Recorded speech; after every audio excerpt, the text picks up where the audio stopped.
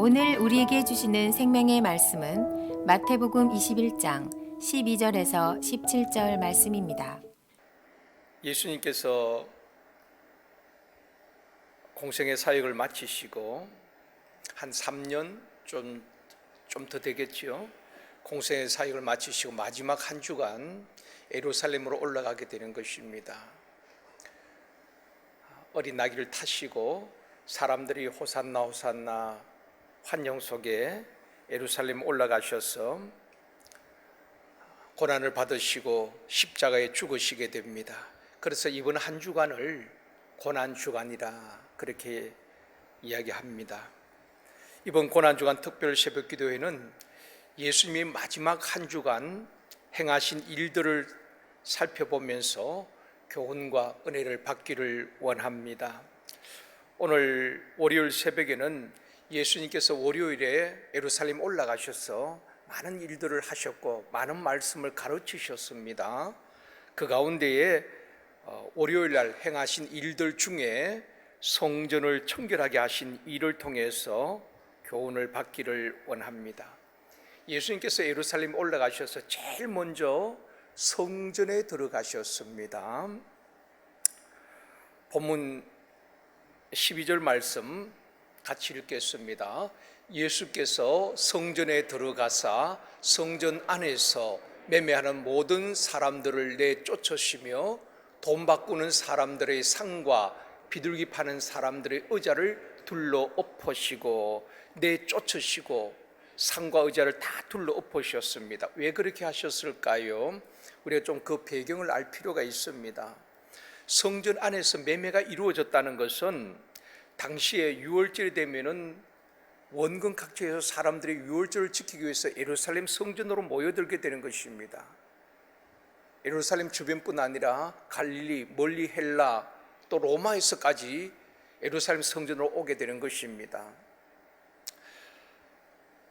유월절 지키기 위해서 성전에 와서 빈손으로 올 수 없잖아요. 우리가 교회 와서 하나님 앞에 예물을 드리듯이 그들이 하나님 앞에 제사를 드리고 또 제물을 드리게 되는 것입니다. 그래서 멀리서 온 사람들 편리를 봐주기 위해서 제사를 드릴 제물을 멀리서 가지고 올 수는 없잖아요.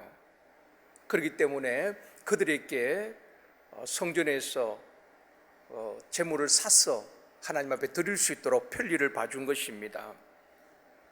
처음에는 성전 한쪽에 이방인의 뜰에 제물을 매매할 수 있도록 그렇게 허락을 해 주었습니다. 그런데 처음에는 이방인 뜰에서 비둘기를 사고 팔기도 했는데 서로 좋은 몫을 찾기 위해서 앞으로 나중에 성전 안까지 들어오게 되는 것입니다. 그래서 성전 안에서 매매를 하게 됐다 이 말입니다. 또 돈을 바꾸는 사람들도 있었지요. 여러분, 우리가 외국에 가게 되어지면은 환전을 하잖아요. 우리나라 돈으로 쓸 수가 없습니다. 그래서 그 나라 돈으로 환전해서 우리가 쓰게 되는 것입니다. 당시 성전에 바치는 돈은 유대 화폐 세겔을 드리도록 되어 있습니다. 세겔 은전을 하나님 앞에 이렇게 드리도록 되어 있었습니다. 그러니까 멀리서 온 사람들, 헬라에서 온 사람들은 당연히 헬라 화폐 드러크마를 쓰겠죠. 로마 사람들은 로마 화폐인 데나리온을 쓰게 되는 것입니다. 자기들이 돈을 가지고 와서 유대 화폐 세겔로 바꾸려고 하면은 당연히 돈을 바꿔주는 사람이 있지 않겠습니까? 그 돈을 바꿔주는 사람은 그냥 바꿔주진 않겠지요. 돈을 바꿔주고 또 수수료를 얻게 되는 것입니다. 자신들의 이익을 취하게 되는데 나중에 영리 목적으로 서로 좋은 자리를 차지하려고 사람들이 막 다투기도 하고 앞으로 오다 보니까 돈 바꾸는 사람들도 다 성전 안으로 들어와서 돈을 바꾸게 되어지고 또 비둘기를 팔게 되어지고 성전은 그야말로 아수라장이 되었습니다.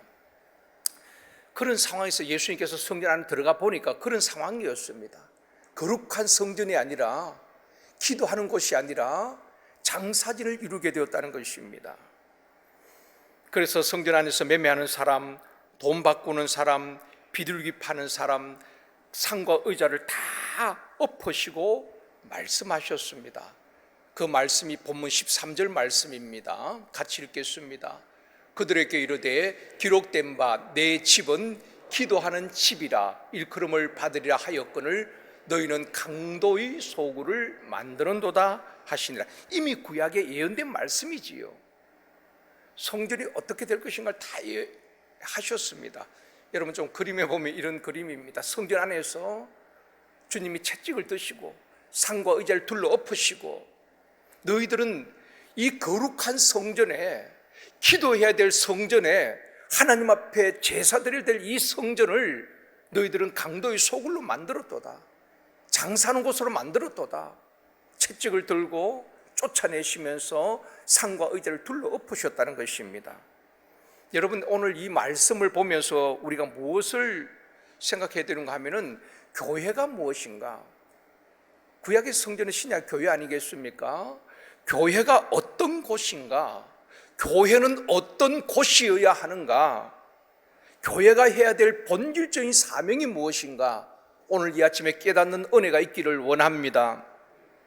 첫 번째로 교회는 거룩한 곳이어야 합니다. 히브리서 12장 14절 말씀입니다. 같이 읽겠습니다. 모든 사람과 더불어 화평과 거룩함을 따르라. 이것이 없이는 아무도 주를 보지 못하리라. 모든 사람과 더불어 화평과 거룩함을 따르라. 현대인의 성경에 보면은 거룩하지 않고는 주를 볼 수 없느니라, 그렇게 말씀을 하고 있습니다. 교회의 본질은 거룩함입니다. 여러분 교회가 세상과 다른 게 뭐가 있습니까? 교회에 모이는 사람보다도 세상에 훨씬 더 많은 사람들이 모이는 곳도 있습니다. 주일마다 모이는 것과 평일날 세상 사람들 모이는 것과 교회가 무슨 차이가 있습니까? 교회의 본질은 거룩성인 것입니다. 우리가 교회에서 어떤 많은 일을 하고 그것은 그 다음의 일인 것입니다. 오늘날 교회들이 세속주의, 인본주의, 성공주의, 물질 만능주의, 또 교권주의 등으로 변질되어 가는 이 시대에 교회는 진리를 파수하고 거룩성을 회복해야 하는 것입니다. 또 거룩성을 잘 지켜내야 되는 것입니다. 여러분 교회를 그리스도의 신부라고 표현하지요. 신부에는 순결함입니다. 거룩함입니다. 깨끗함이지요. 그처럼 그리스도의 신부된 교회는 거룩성을 지켜내야 되는 것입니다. 속으로 다 아멘하고 계시지요? 예수님께서 매매하는 사람들을 내어 쫓으시고 상과 의자를 둘러 엎으신 것은 성전을 깨끗이 하고 교회의 거룩성을 회복하라는 강력한 메시지를 주고 있는 것입니다. 그것은 그 시대뿐 아니라 이 시대 마찬가지인 것입니다. 여러분 오늘날 이 시대에 교회의 거룩성을 위해서 몸부림치는 교회들이 얼마나 있을까요? 정말 거룩성을 보존하기 위해서 죄와 피 흘리기 싸우면서 거룩성을 지켜내기 위해서 본질을 회복하기 위해서 교회는 힘써야 하는 것입니다. 그리고 주님께서 말씀을 하셨습니다. 내 집은 뭐하는 집이라고요? 기도하는 집이라. 하나님과 교제하는 곳이란 것입니다. 하나님과 소통하는 곳입니다. 내 집은 기도하는 집이라. 사랑하는 성도 여러분, 우리 제일성도교회는 기도하는 집이 되기를 원합니다. 기도하는 성도의 소리가 끊어지지 않는 교회가 되어지기를 원합니다. 기도의 불이 꺼지지 않기를 주님의 이름으로 축원합니다. 저는 이제 주일 예배를 드리면서 2부, 3부 또 마치고 시간 날 때마다 제일 들리는 곳이 1층 기도실입니다.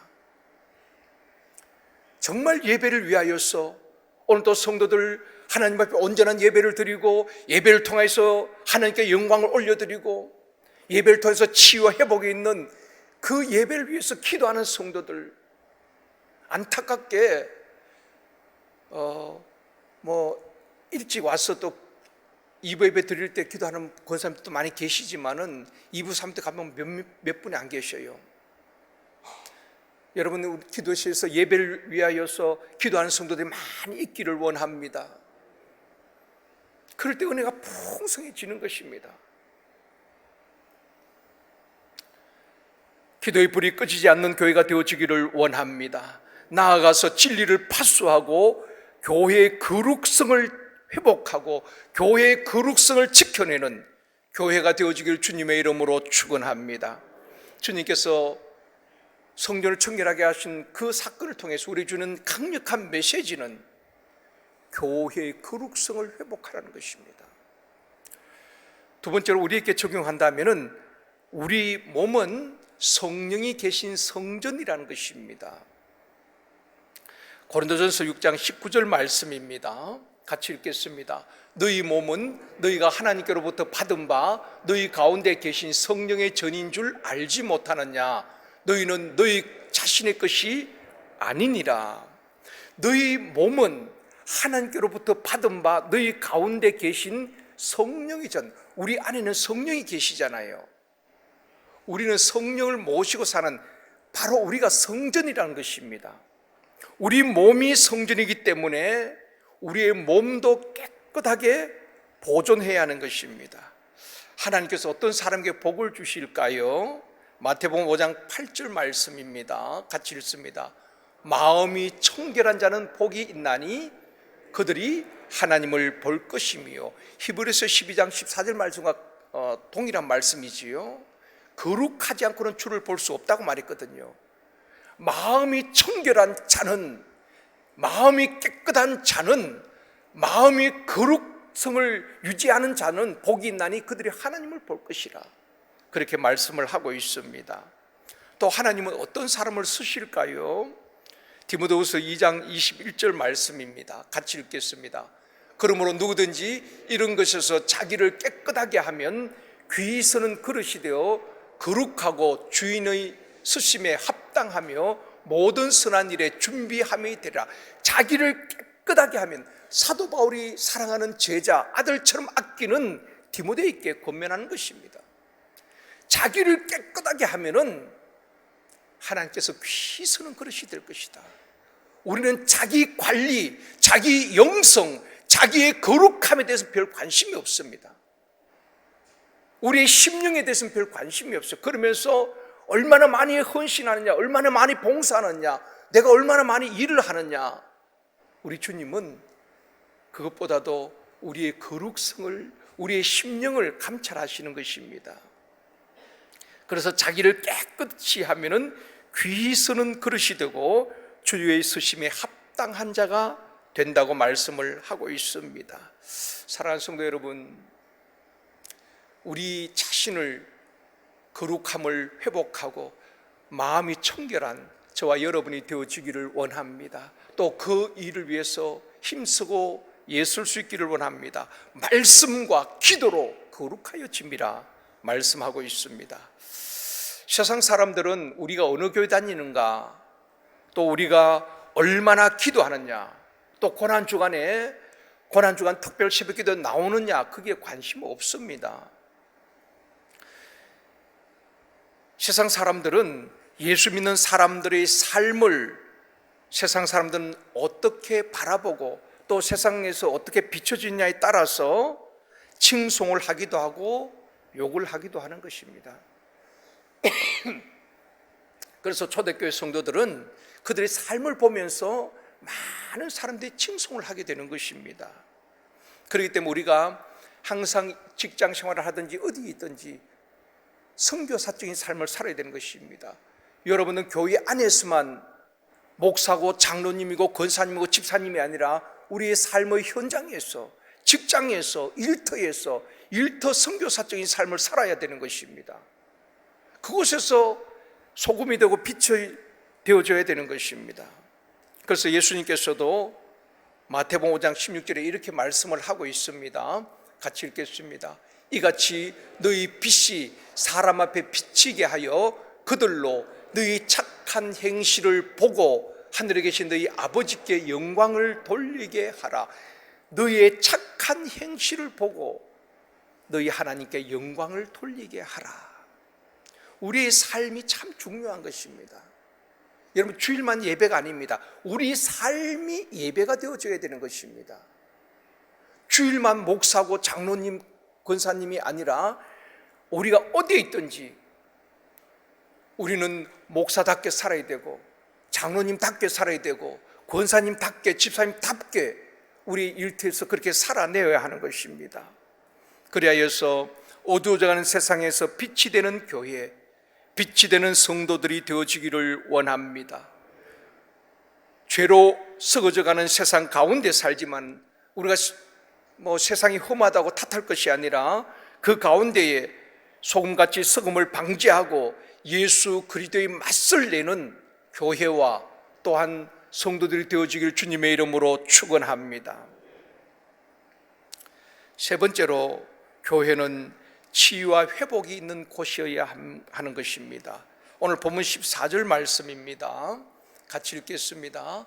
맹인과 저는 자들이 성전에서 예수께 나오매 고쳐주시니, 주님께서 성전에 매매하는 자들, 돈 바꾸는 자들 상을 엎으시고 그들 쫓아내신 것만 하신 것이 아니라 성전에서 맹인들과 또 저는 자들, 육체의 질고로 고통당하는 자들을 성전에서 고쳐주셨다는 것입니다.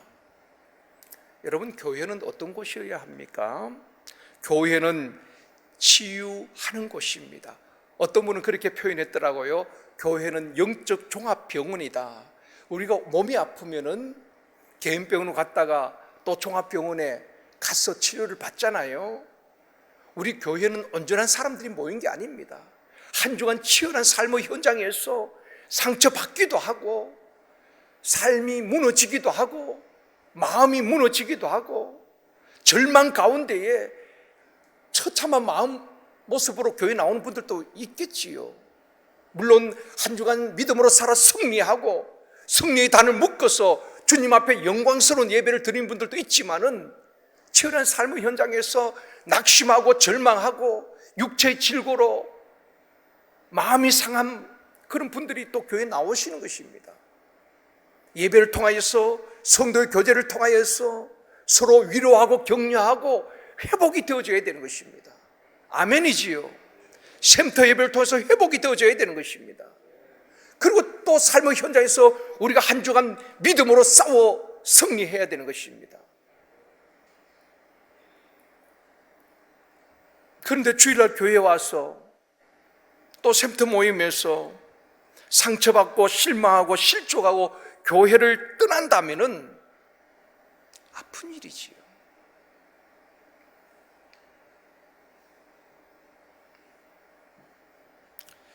어제도 제가 어떤 권사님 문자를 받았습니다. 목사님, 교회에서 참 말이 많으니까 말을 하기가 힘들어서 목사님께만 좀 알려드리고 싶습니다. 그래서 누구에게도 말을 하면 또 그 말이 흘러서 잘못 전달될까 봐서 함부로 말을 못하기 때문에 목사님께만 알려드리니까 목사님 좀 기도해 주십시오. 그러면서 그 내용이 그렇습니다. 어떤 가정이 또 교회 안에서 이유는 잘 모르겠어요. 상처를 받고 교회도 지금 나오지 못하는데, 교회는 좋은데 받은 상처는 너무 크다는 것입니다. 어떤 개인의 일인 것 같아요. 그래서 목사님 좀 권면해 주셨으면 좋겠습니다. 실족하지 않도록, 우리 교회를 떠나지 않도록. 그래서 제가 그렇게 그 답을 드렸습니다. 제가 꼭 이번 주 중에 그분을 뵙든지 신방을 하든지, 제가 바쁘면은 찾아가서도 꼭 권면하겠습니다. 권사님 고맙습니다. 여러분, 교회는 상처받고 상처 주고 아파하고 그게 교회가 아니잖아요. 세상에서 그런 분들이 다 교회에 와서 치유되어지고 회복되어지고 힘을 얻고 또 나가서 복음의 증인된 삶을 살아야 되는 그것이 교회가 아니겠습니까? 그래서 대부분 여러분 교회에서 우리의 거룩성을, 내 내면의 깨끗함을 위해서는 애쓰지 아니하면서 남의 말을 자꾸 하는 것, 그거 좋은 것 아닙니다. 남에게 관심 있는 것이 아니라 내 자신의 거룩함을 유지하기 위해서 애쓰고 힘쓰고 기도해야 되지 않겠습니까? 또 우리가 말을 하더라도 그 말 속에 따뜻함이 있어야 되고 배려함이 있어야 되고 포근함이 있어야 되는 것입니다. 여러분 그렇잖아요. 오늘 월요일날 출근하셔서 말 한마디 잘 들으면은 그렇게 하루 종일 기분이 좋습니다. 근데 기분 좋게 출근했는데 말 한마디 때문에 하루 종일 우울하기도 한 것입니다. 그래서 어른들이 3, 4 일어나라 3번 생각하고 말을 하라고 했습니다. 교회에서 말 조심만 해도 교회 문제 50%는 해결된다고 합니다. 오늘 또 여러분 인자한 언어 행실로 여러분 직장에서도 가정에서도 어디 있어든지 인자한 언어 행실로 많은 사람들을 감동시키는 저와 여러분이 되어지기를 원합니다. 말 속에 따뜻함이 있고 말 속에 복음이 있기를 원합니다. 예수님의 3대 사역이 무엇입니까? 주님은 가르치고 복음을 전파하시고 치유하는 사역을 하셨습니다.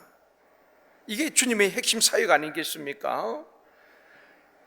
이사야 61장에 보면은 성령이 임하시면은 마음이 상한 자를 고치신다고 말씀하고 있습니다. 포로되고 눌린 자를 자유케 하신다고 말씀을 하고 있습니다. 사랑하는 성도 여러분, 우리 교회가 또 사역의 현장에 샘터 모임에 행복 모임에 우리 사역의 현장에 성령님의 역사하심으로 마음이 상한 자가 고침받기를 원합니다. 포로되고 눌린 자들이 자유함을 얻기를 원합니다. 우리 주님이 성전에서 맹인과 저는 자들 고쳐주심 같이 각색 질병이 예수 이름으로 치유되고 회복되는 역사 있기를 주님의 이름으로 축원합니다. 그것이 교회라는 것입니다. 말씀을 맺겠습니다. 오늘 주님께서 월요일 행하신 성전에 들어가셔서 성전을 청결하게 하셨습니다. 이것은 우리에게 주신 메시지가 무엇입니까? 교회의 거룩성을 회복하고 성령이 거하는 전인 우리가 깨끗한 성전이 되기를 원하시는 강력한 메시지를 주고 있는 것입니다. 여러분, 우리 제일성도교회가 교회의 거룩성을, 공교회의 거룩성을 회복하고 또 지켜낼 수 있는 교회가 되어지기를 원합니다. 그런 곳에 성령 역사하시지 않겠습니까? 성령 거룩한 영이기 때문에 거룩한 곳에 강력하게 임재하시는 것입니다. 우리가 주여 이곳에 임재해달라고 임재하시는 것이 아니라 우리의 심령이 깨끗하고 거룩한 그곳에 주님이 임재하시고 거룩한 성전에 주님이 강력하게 임재하시고 주님이 임재하실 때에 해결되지 못할 것이 뭐가 있겠습니까? 우리 인생의 모든 문제가 해결되어진 역사가 있게 되어줄 줄 믿습니다. 우리 제일성도교회가 교회의 거룩성을 회복하고 또 지켜내는 그 세계 밀려오는 세속주의와 물질주의와 성공주의와 각종 이단과 인본주의 이 거센 물결 앞에서 우리가 교회의 거룩성을 지키면서 또한 다음 세대가 거룩한 삶을 본받아 살아낼 수 있도록 지켜낼 수 있기를 원합니다. 또한 우리 몸이 성령에 계신 성전임을 기억하고 몸과 마음을 청결하게 하여서 하나님께서 귀히 서는 그릇이 되어지고 하나님 서시기에 합당한 저와 여러분이 되어지기를 원합니다. 또한 우리 교회 또 사역의 현장, 전도의 현장, 또 행복 모임, 또 샘터 모임 우리 모든 사역의 현장에서 치유와 회복의 역사가 예수 그리스도의 이름으로 강력하게 일어나기를 주님의 이름으로 축원합니다.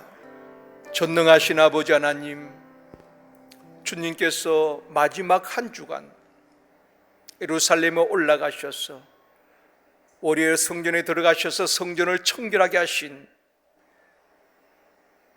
주님의 행적을 보면서 오늘날 이 시대에 교회의 거룩성을 회복하고 지키라는 주님의 강력한 메시지를 듣고 깨닫기를 원합니다. 우리 제일성도교회가 세속화되지 않도록 도와주옵시며 변질되지 않도록 교회의 거룩성을 회복하고 지키는 교회가 되게 하여 주옵소서.